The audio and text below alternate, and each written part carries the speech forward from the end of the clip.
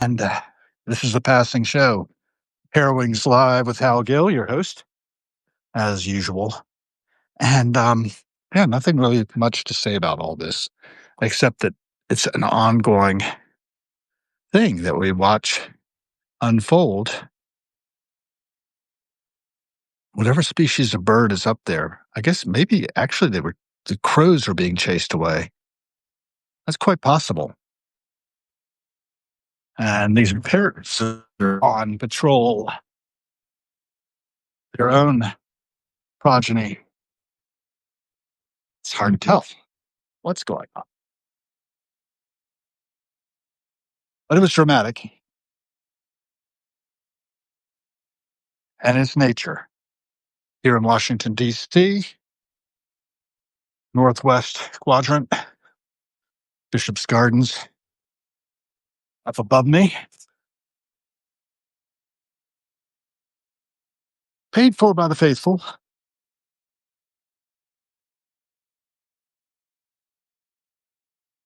Damaged in the earthquake of 2010, if I remember correctly, and still under repair. Also cracked the Washington Monument, which required extensive repair before it was considered safe to again ascend. I've never done that, to my knowledge. That's fine, because I just get an aerial view. I've had that before. Little trail going down here. I don't think we're going to take that one. The Olmsted Walk, or the Olmsted Woods, they're called. This is named after a landscape architect, I expect. Olmsted is responsible for a lot of things, including the National Mall at one point. There's Washington.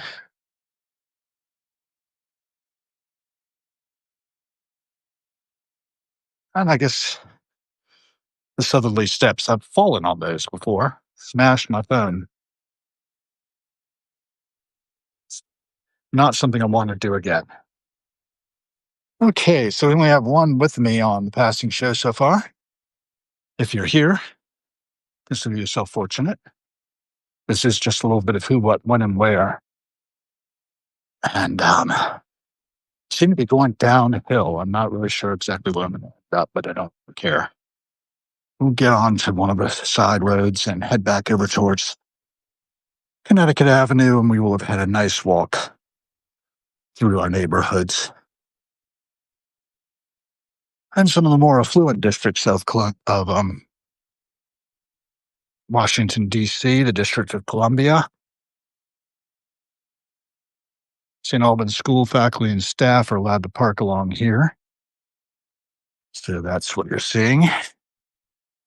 It's folks who are educating our youth parked along the road.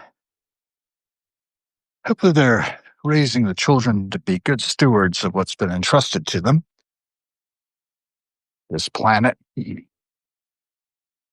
don't know. I think we're all doing the best we can with what we have. And if we knew better, we'd do better. And even if we do know better, often we don't do better. And that's to our detriment. To be much more aware. Oh, man, this is a long way down. I think I'll have quite a climb to get back out. I'm not sure which way to go quite yet. I like looking into the woods.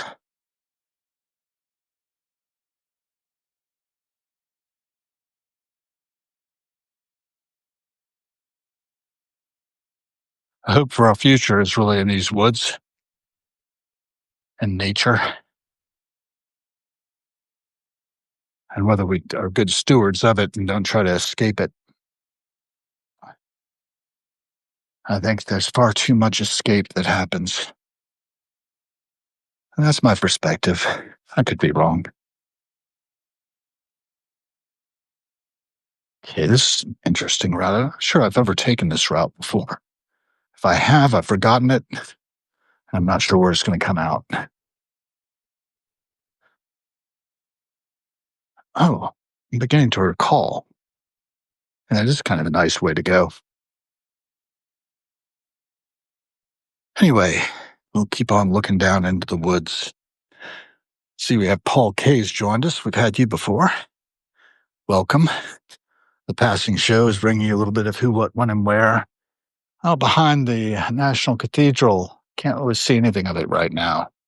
We were just treated to a dramatic display of avian antics around the tallest tower of the National Cathedral. Now we're looking down into the forest canopy. Here's some crows above. American holly is bordering this little drive of St. Albans School. Playing fields on which the kids could train.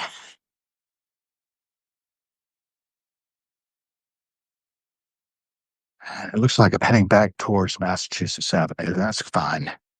We'll go back down that way. It's as good a way as any. And we'll have completed our walk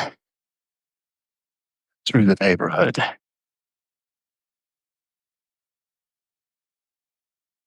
Don't have a lot of power, so I'm not going to keep this going long. But wanted to give a little more of the passing show.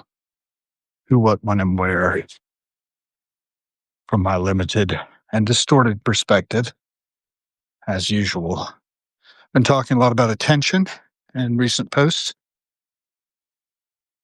Been thinking about how we could be better stewards of the planet by using our technologies in more effective and efficient manners than we are present.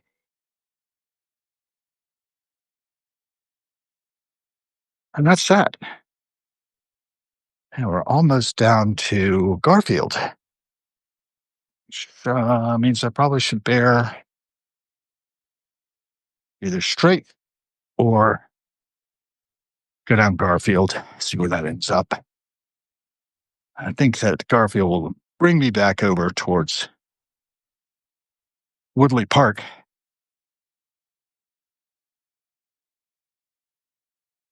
Dog just made me jump.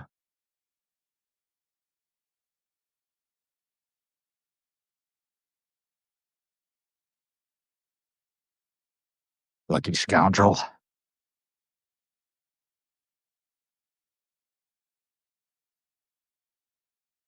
It's a tough day.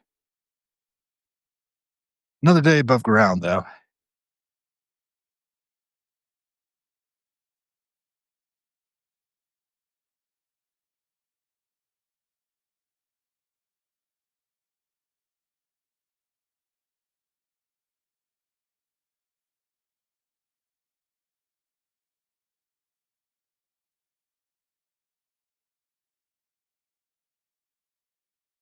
What a great story. I was just thinking of a story in a collection called The Bastard on the Couch. The story was written by Lewis Norton, known as Buddy to his friends, who died in 2012. But I found this book on my 7th wedding anniversary, 2014, a couple years after Buddy passed. And I threw open the book and it fell to this story, Quality Time Keeps Love Fresh. And it really was, it's kind of the 12th step story, if you will. And it was about how he was drunk at a library, the library being a dive bar, Arkansas, and not, as one might think, a place to check out books. It was about 2 o'clock in the morning. He was having a hard time making his wife understand him, his eventual ex-wife. I was writing about my own trajectory through my first marriage and the way in which alcohol destroys relationships, whether you know it or not. And that's what this story was about. I won't spoil it for you. My story. I'll spoil that. I'm still living and breathing and sober over 10 years continuously. Mostly sober since I first came back to AA after a 12-year hiatus back in 97. I got the fundaments then that I had not really gotten the first time. Buddy was pretty good at conveying it as he did to my sponsor. Buddy was his sponsor. And he said, you know that part about not drinking? It's real important. Other than that, what? Well, there's some principles we're supposed to live by in all our affairs. Supposed to be responsible, accountable. We say we're going to do something, we do it. Keep it simple. You don't have to remember much if you're honest all the time. And I'm pretty honest. Eh, but I always had a little bit of a problem with it. And I'm an unreliable narrator of my own life. Buddy was too. His memoir showed it. And, what's getting me these days is that Buddy's memoir was written when he was younger than I am now. It's just plumb irritating. He was a very successful creative writing professor for some years. He had sobered himself up, or with the help of the fellowship. By the time he got to the University of Pittsburgh, had about 4 months under his belt living in a YMCA, brokenhearted, but he could teach creative writing. He was sure he could. He was just the fellow to do it. He told the chairman of the creative writing program there at Pitt, Chuck Kinder, and Chuck related that at Buddy's memorial service, which meant a lot to me, it really did. Really meant a lot to me.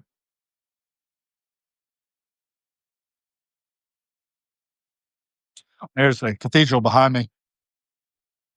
See the birds circulating around the tower like they were. They had quite a drama going on. Bunch of crows. Huh. It's all over now. That was just the beginning of this segment of the passing show. Actually, how are you? Okay, so talking the bigger lies here. Federico Francia's here, Paul K. Thank you all for being a part of my journey from I to otherwise. I'm getting some exercise today. We're walking by what was a diplomatic building of some country. We must have had a falling out with them because it's pretty clear that this has been abandoned for a while. Walking on Garfield, up and downhill, heading to Connecticut Avenue, eventually. It's going to take a little while to get there. I could take a side street. I might. One never can tell what I might do. 30, I'm kind of a free agent. 31. 31% power, though, so I'm going to have to be conservative and cut this off probably long before I get home. But I did want to talk a little bit about that, about Buddy, about me, about us being unreliable narrators of our own stories. Buddy's memoir is called Boy with Loaded Gun and recounts his being raised as a stepson of a man who he loved. He never knew his real father, really, except for some grainy photographs. The man had died of a heart attack when Buddy was quite young. And Buddy grew up in Itabena, Mississippi. And it was there that he knew the murderers of Emmett Till. And he wrote a novel later because it haunted him called Wolf Whistle. And as reviewers have said about his work, there's a fine line between awful and awful funny. And Buddy crossed that line more times than not, so he's known as the clown prince of Southern literature. A lot of people don't know him.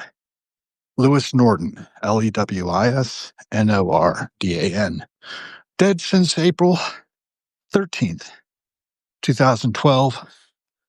But like I said, wrote a story that I found in a volume of other stories at random years after his death, a couple of years after. It was called Quality Time Keeps Love Fresh. And I certainly try to keep my love fresh with my wife. It was our 7th wedding anniversary when I found that story and read it. It didn't mean, well, maybe it did. Trying to piece together my memory these days. Not always the easiest thing to do. I may have been on the other side. Still trying to piece my memory back together. Such as it is. And does it matter? What matters is here and now. What we do today, choices we make today, every cent we spend today, is going to be a vote behind the world that we are co-creating. We've got to work together. It's never going to work if we're competing against each other, if we're in conflict with one another. We've got to strike peace. Got to strike peace. And try to be the best representatives of humanity we can be. If we're unwilling to do that, what are we doing? What's this all about anyway? Any ideas? I've got a few. Not sure where I'm supposed to go here.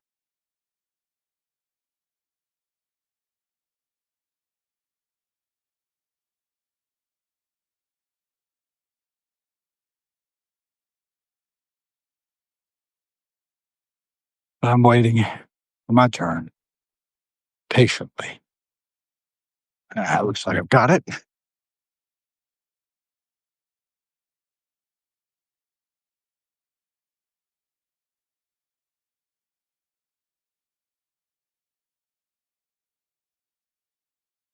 Nice breeze. Kicking up the leaves.